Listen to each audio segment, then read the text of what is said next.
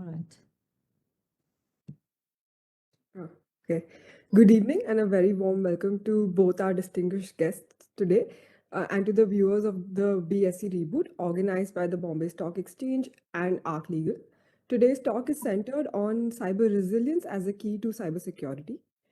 So, an evolving technology landscape provides businesses both threats and opportunities. One of these threats presents itself in the form of cybersecurity.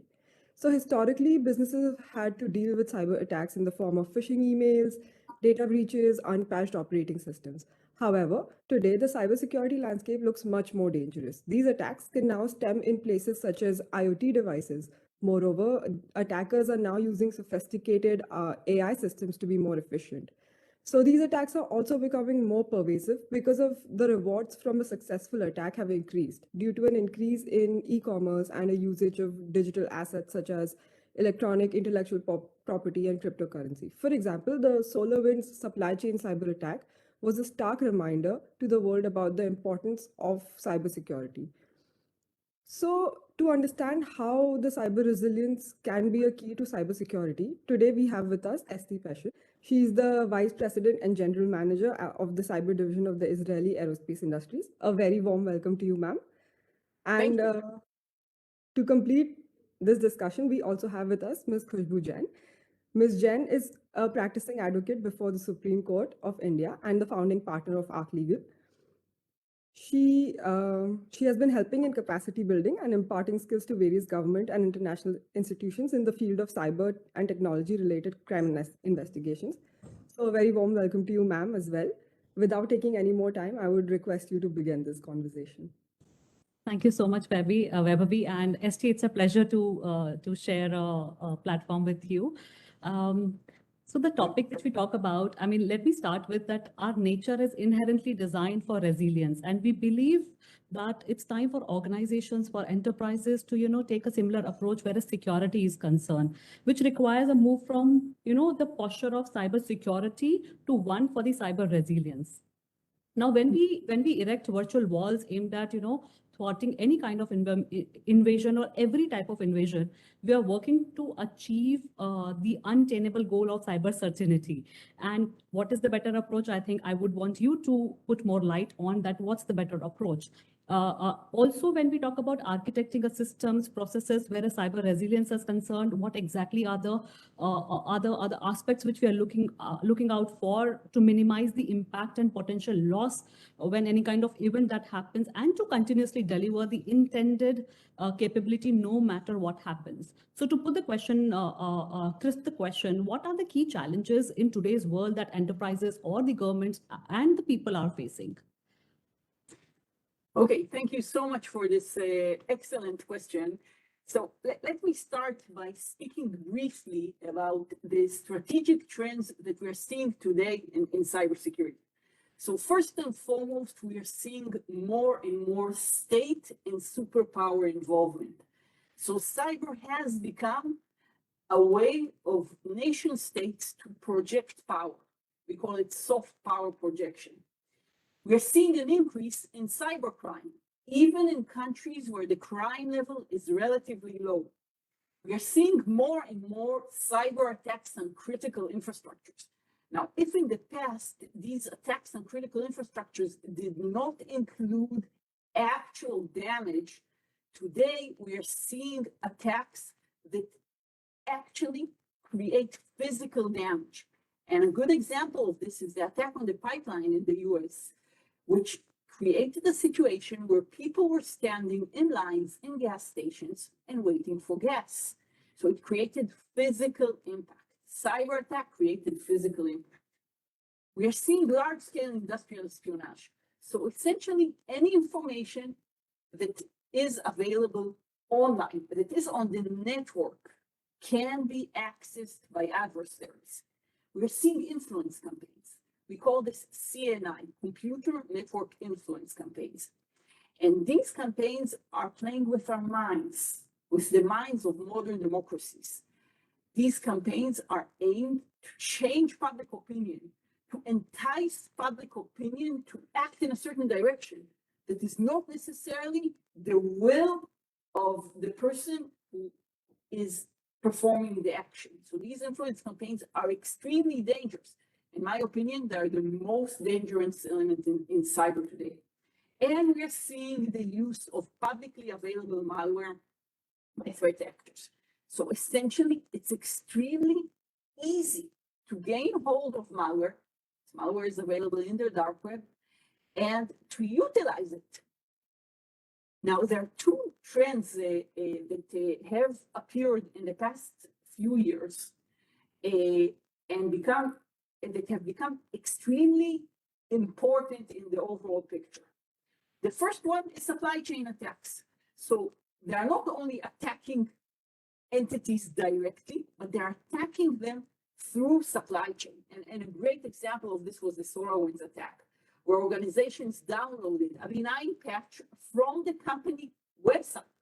And this patch was malicious.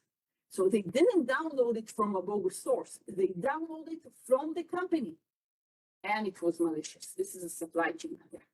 And finally, the last one is that cyber attacks are accompanied by media campaigns.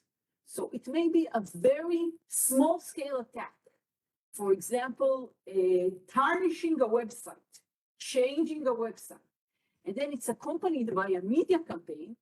And the media campaign creates the actual damage, not the cyber attack itself, but the media campaign.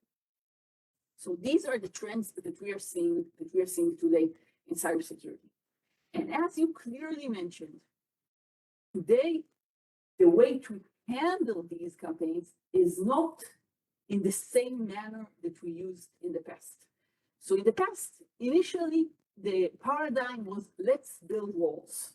Let's protect our organizations by building walls. Let's put a firewall and an antivirus and an intrusion detection system and an intrusion prevention systems and an EDR and an XDR. Let's strengthen our cybersecurity so the attacks will not be able to penetrate our organization. And then we understood that this is not enough because eventually sophisticated attacks manage to penetrate the organization. So the next paradigm was, okay, let's protect our crown jewels. So we have a few servers that are the most important ones, so let's protect them. This is the crucial information. And again, this wasn't enough because the sophisticated attacks managed to overcome the defenses. So the next paradigm was risk management. Okay, so we understand we are going to be attacked. Let's mitigate the risk. Okay, so this didn't work as well because the risk materialized time and again. And then the paradigm became cyber resilience. And today it even moved from cyber resilience to ecosystem resilience, which I'll talk about in a moment. But before I go into that, let me briefly explain cyber resilience. So, you know, we are private people and each of us has our own home computer, right? And on this computer, we have our personal information. And in most cases, people tell me that the most important information they have on their home computer is the pictures of their family. Now, one day, we will wake up and open our home computer and see a red screen that basically says, hey, your computer has been hijacked. And if you want your information, you need to pay a certain number of Bitcoins to the following wallet, or we will format your computer and you will never see your pictures again. So a cyber protection approach, a cybersecurity approach, will basically mean, okay, let's put a firewall and an antivirus and an intrusion prevention system and make sure that the attacks will not be able to penetrate our computer. But I can tell you, this will not work because eventually the attacks will penetrate your computer. A cyber resilience approach would be to download the photos and back them up to an external disk. And this way, if the computer is attacked and you receive this ransomware request, all you have to do is just say, no, you have your pictures. They're located elsewhere.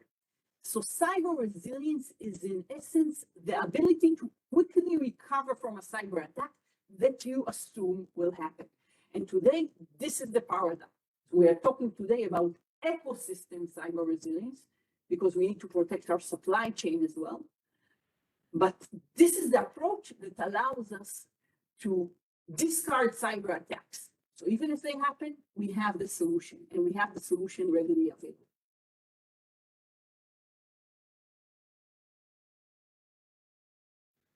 Absolutely. I mean, you led to my next question that, when we talk about cyber resilience, the main purpose is, as it's an opposite to the traditional views of cybersecurity, though they both go hand in hand. But cybersecurity, but it is to prepare the company to be safe to fail. System, in order to maintain business continuity despite any type of adverse situations, including unexpected and unknown ones. Because as we rightly say, the cyber attacks are here to stay. You're bound to, you're bound to be vulnerable to these things, but as much you can mitigate. So the main purpose of cyber resilience is to create the company to be safe to fail. Now, however, when you went on defining more of what exactly are the components, whereas cybersecurity, cyber resilience is concerned, I would also want you to highlight a little more aspect. Whereas, what are the difference between cyber resilience? Because people interchangeably use it, and as rightly said by you, that the main key to cybersecurity is cyber resilience. So what is basically a basic difference where a cyber resilience and cyber security is concerned? Because as we understand, cyber resilience is considered to be more of a modern approach. What are your views? Okay, so first, let's speak about the ingredients of cyber resilience. And there are 5. First, technology. So in order to be able to maintain cyber resilience, you need technology. The technology can be related to cyber protection. It can be related to damage control. It can be related to backups, but you need technology. Now, you need to define a plan of what would happen if you are cyber attacked, what would be the playbook, and how to manage the cyber attack. And for this, you need methodology. So technology on its own is insufficient. You need the playbook on how to effectively use it. Then we need to understand one thing about cyber. Cyber is constantly evolving. The threats are evolving. The solutions are evolving. The networks are evolving. So whatever you do today may not be applicable tomorrow, may not be applicable next week. So your technology and your methodology must constantly evolve. We refer to this as constant innovation. So you need an approach that will allow you to constantly upgrade your defenses, to constantly upgrade your methodology. Just by way of example, ransomware was not such an issue 2 years ago. It evolved. Today, it's one of the main threats. In my discussions with national level stakeholders, they're telling me, Esti, we never thought ransomware would be such an issue, and we don't have an effective solution for ransomware. This is true, but this is not the end game, because once ransomware is solved, there will be another threat. So whatever we do at this point of time, we need to constantly allow to evolve it. Systems must be built in an open architecture, in a very modular approach that will allow us to maintain the constant innovation pillar. Then the 4th element is cooperation. So, for example, if you belong to a certain enterprise, and this enterprise is part of maybe a sector, maybe the financial sector, maybe in India, or in the Maharashtra state, or maybe even only in Mumbai. If a certain organization in this sector is attacked, it is extremely likely that the other organizations within the same sector will also be attacked. Attacks tend to be widespread. Not always, but in many, many cases. So if your organization is attacked and you will update me about that, and I will raise my appropriate defenses, it is likely that I will not be attacked. So this is information sharing. or cooperation. And this cooperation should be established on every level of the nation state or every level of the enterprise, sharing information about potential attacks. And this should be done in a selfless manner. You share the information, although you basically admit that your organization has been attacked in order to help other organizations. And then they will share information about the attack next time that they are attacked, and they will help you to maintain your security. And finally, and this is the most important pillar in cyber resilience, and this is the human factor. We refer to this as capacity buildup. We need to train. We need to make sure that people are aware, and we need to constantly test their level, because most of the cyber attacks have a human in the loop. Someone made a mistake somewhere. Something was misconfigured, someone entered a file into the computer, there was a phishing attack, and someone double-clicked a file that he shouldn't have, and then the attack is propagated into the organization. So we need to train. We need to constantly make sure people are aware of potential cyber attacks. We need to maintain cyber hygiene. And this is at every level, at the level of the person, the individual, the employee, his family, because people are working from home now. So the family may have access to the home computer, to the enterprise itself, to the sector, to the government, and finally to the nation state. Everyone needs to be cyber aware. So these are the 5 elements that are required for cyber resiliency approach.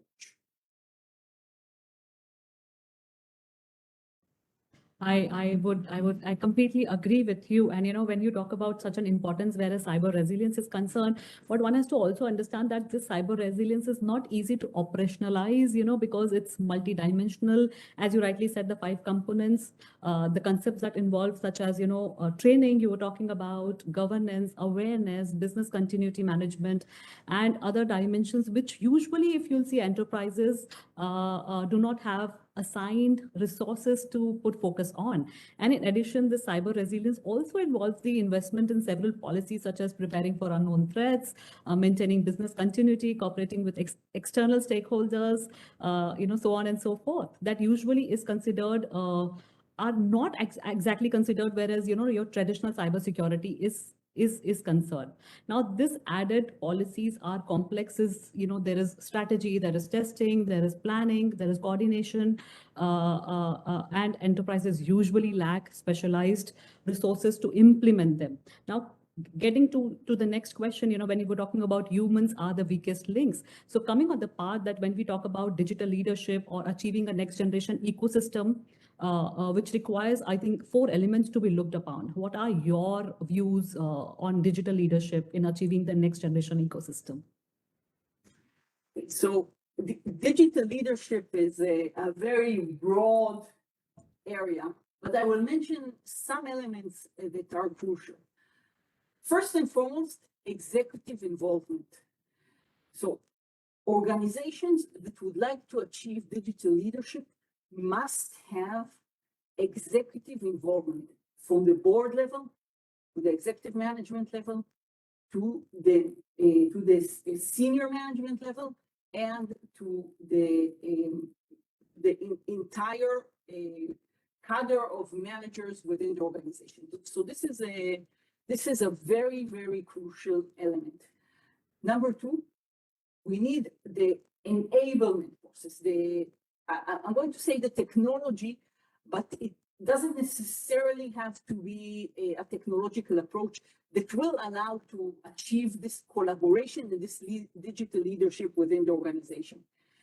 We need the ability to monitor our organization in an effective manner and to see where there are gaps. And finally, we need a very strong authentication process in order to ensure that there are no bogus identities within our organization. So these are 4 crucial elements that I view as extremely important when we are talking about the digital leadership. coming back when you were talking about ransomware, especially when we see the way data has created importance, how crimes can be committed, whereas data is concerned, the cyber criminals have become very smart. They understand the importance of data. They understand that almost all the states in the world have come up with their own data protection norms, and the penalties are very high in case of breach, in case of, the data is out, especially when we talk about critical sensitive data. And we have seen that in the past, how penalties are being imposed on large organizations and even the small enterprises in case of breach. So these criminals have become smart, as as you were talking about ransomware, and when you talk about humans, the weakest link, whereas humans are concerned. So we are seeing that there is a proliferation. There's crazy malware around. It is readily available when you go on web. It is accessible to anyone and everyone, even a small person too. To me, I mean, we can just access malwares, and it can be accessed very easily and readily. How well are enterprises or organizations progressing, in the journey of cyber resilience, especially when we evaluate the cybersecurity capabilities in a lot of domains, especially if I narrow it down to business exposure, cyber response readiness, strategic threat content, resilience readiness, investment efficiencies, governance, leadership, and extended ecosystem. What are your views? So it's very difficult to give a holistic view here because there is a wide differentiation between sectors, nation states, even regions. So there are sectors that embrace cybersecurity and embrace cyber resilience, and they incorporated the relevant regulation. And even if this regulation only addresses best practices, the fact that it's there helps the sector become more cyber resilient. And there are sectors that have not considered cybersecurity or cyber resilience and are kind of behind the pack. And just to give you an example on this, at the beginning of the COVID pandemic, the healthcare ecosystem was not very cyber aware. And so the pandemic began, and they were very, very concerned with handling it, coming up with the testing capabilities. There were many people going to hospitals, so there was an overflow that they needed to handle. They needed to become more efficient. Part of the efficiency process was digitization, but they weren't cyber aware. And then during May to July 2020, we saw many cyber attacks against this ecosystem, this sector. Now, for me, this was a very cynical development because the entire world is handling this pandemic, including the bad guys, including the hackers. Everyone is exposed. There's no immunity from COVID, even if you are a black hat hacker, right? And then they're attacking hospitals in Europe. They're attacking healthcare organizations in Europe. They're attacking globally organizations that are developing the vaccine, probably for IP theft. So they are harming the ecosystem that is now trying to help the world recover from this global pandemic. So the answer is that there is a wide differentiation between sectors. Now, looking, for example, at the financial sector has always been more advanced in cybersecurity than other sectors. In terms of regulation, so the regulation always included cyber best practices. And even if this doesn't include everything, it includes enough to make the sector as a whole more resilient. And it included backup requirements, and it included insurance requirements that allow to handle various types of cyber attacks, and so on and so forth. So there is a wide differentiation between sectors. Now, there is an area that I think that any organization today that would like to improve his cyber security capabilities, any organization can actually take a few steps that will ensure that he will be in a better place. And these steps are related to the human resource and the capacity buildup. Because as I said earlier, human is the weakest link. So first and foremost, inclusion. So in many organizations, there are different populations, some of which are more cyber literate and some of which are less cyber literate. So first and foremost, organizations must pursue inclusion, create a baseline. Everyone should be cyber literate. Number two, educate, train everyone within the organization, everyone at its own level. Number three, cyber is an area that can drive innovation. And almost every organization today, globally, would like to pursue innovation. For several reasons, one of which is the fact that it helps retain the employees. Employees are looking for challenges. Innovation creates challenges. So utilize the fact that the organization wants to be more cyber literate, more cyber aware to drive innovation within the organization. Number four, there are many certifications out there. There are many standards out there. Identify a standard that you would like to pursue and make sure you pursue it and receive a certification. This will kind of rally the organization around a process that includes the improvement of cybersecurity.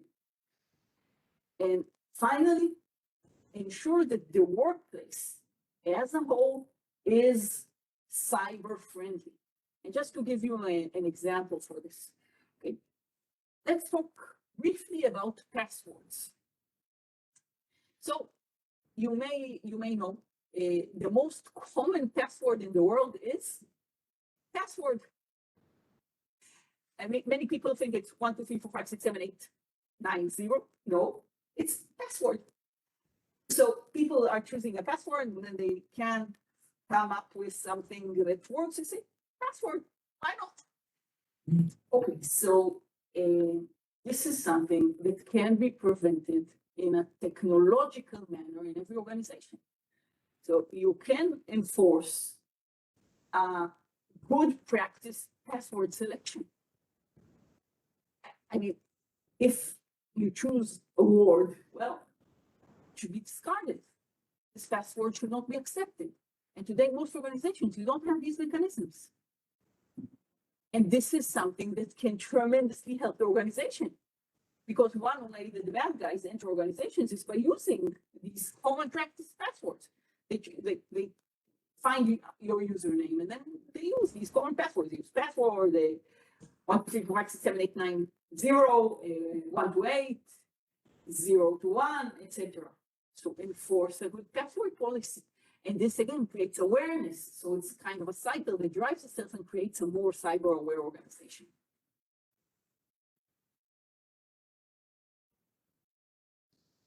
Absolutely. I mean, it was very enlightening points to make that enterprises should look into all these things. And while you can never be, never predict exactly when and how adversaries might initiate an attack, but you can do something all the time and maybe become hard to find, as you said.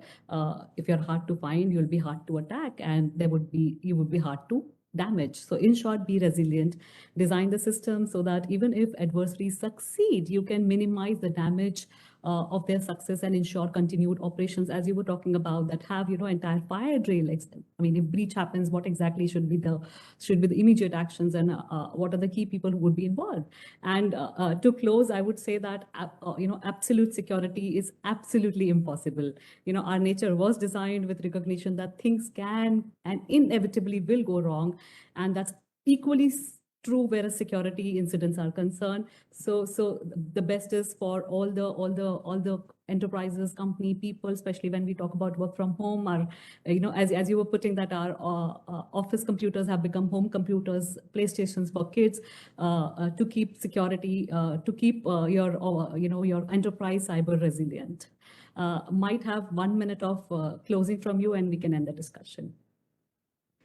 Yeah, so an area I think is worthwhile to address are specific areas that today are moving forward and really need cybersecurity.